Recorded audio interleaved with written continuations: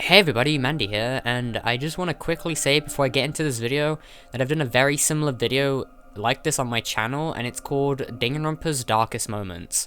Please check out that video first before you watch this one, because it's basically a part 2.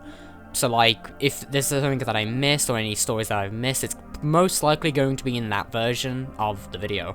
So that video will be in the link in the description, so go check that out. Plus, I've been very surprised that I've gotten a lot of requests to make a part 2 to this video, which, I'm gonna be honest, I never really understood why people wanted a part 2, and I wasn't planning to do one.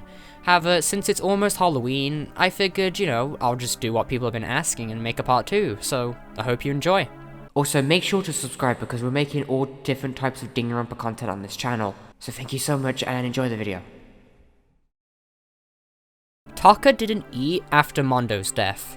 Okay, so like this one was probably one of the most liked comments on my last video talking about this, and well, this is the first time I've ever heard of it.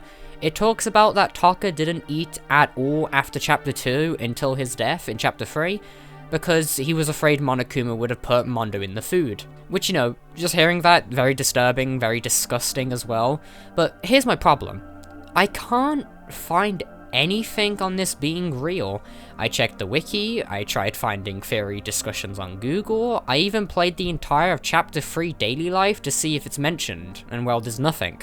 The problem is that just by hearing this, it sounds like it would be in the game, and considering what happens in the Danganronpa series, I wouldn't be surprised. But, during chapter 3, they do talk about Taka getting no sleep, and I'm sure he has struggles trying to eat too, so I can see why this gets brought up. I just want to say, that this is not confirmed, so I just want people to know that. However, there was an interview with Kodaka back in 2013 talking about Taka having a lot more to his character that was left out of the game, because they were afraid it was going to be too dark. And honestly, reading the entire interview, there is nothing mentioned about him not eating the food. But, either way, real or not, it's very disturbing for the Danganronpa series. The Sonia Experiment. In Danganronpa 2 Chapter 6, there is a quote that Sonia says during the class trial to help convey the idea that if your brain believes in something, it will happen. I'll read the entire quote, since every time I see it mentioned, it causes a reaction out of some people. In a distant country, there was a certain experiment carried out on one of their prisoners. The prisoner was blindfolded, strapped to a bed, and had small wounds applied to his toes to drain his blood. That prisoner was left alone in the experiment room as the sound of dripping blood echoed throughout the room, but in fact, his blood was not being drained. He was just forced to listen to the sound of dripping water, but he believed he was bleeding to death. However, in spite of that, the prisoner still died. Now the question I see a lot of people asking about this is it real or fake? Well, after some research, this is actually true. However, the method is slightly different to the one that Sonia explained. It originated in France, and this is like many years ago, and they call it the power of suggestion. It started out with a scientist telling a man that he's going to die by taking out his blood. The man was blindfolded, and the scientist made a light scratch on the neck of the man, with a small water tap dropping water into a bowl underneath him. 6 minutes later, the man died. The only injury he had was a light scratch on his neck in which no blood came out. However, because of the bowl, like the water dripping on the bowl, the man believed he was bleeding, and because of that he died. This story is incredibly scary and disturbing, and it's something I see a lot of people ask countless times because of the Sonia quote, and well, there's your answer. The Danganronpa 3 anime. I don't think I need to explain this one as much, because everybody who has finished and watched the anime knows what I'm talking about when I say that there are some extremely disturbing scenes within the show. More specifically, within Despair arc, the student council killing game, the mass suicide of the reserve corps students, and more notably being the brainwashing that Mukuro did on Chisa. There are countless scenes similar to this in the show, however, all of these are really hard to watch, and I've seen a lot of people say that they felt really uncomfortable because of this. It's why you don't see many people go back to watching the anime. I mean, a lot of people don't like the anime in general, but a lot of people just find a lot of the scenes very uncomfortable to watch. And I'm sure out there, if you're watching, you probably find a scene or two in there very uncomfortable.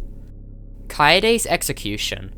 Okay, so this is another one where I see people talk about it quite a lot, but the amount of people I've seen out there say that Kaede's execution lasted 8 hours long, According to some people, she was able to breathe for every time she stepped on a piano key, meaning the execution actually lasted 8 hours, but where are people getting this from?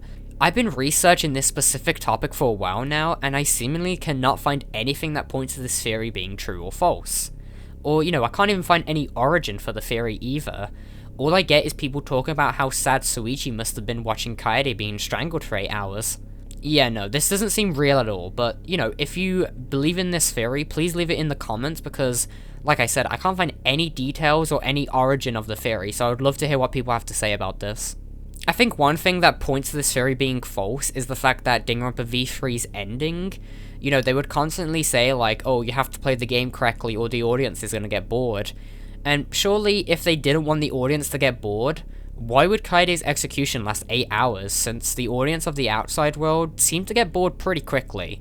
So, I don't feel like they would allow this, or like, what's the point of doing this? I know this one wasn't really a horror story, but it's a theory that I see shared around a lot, so when we're discussing creepy Danganronpa stories and theories, I feel like it fits in here.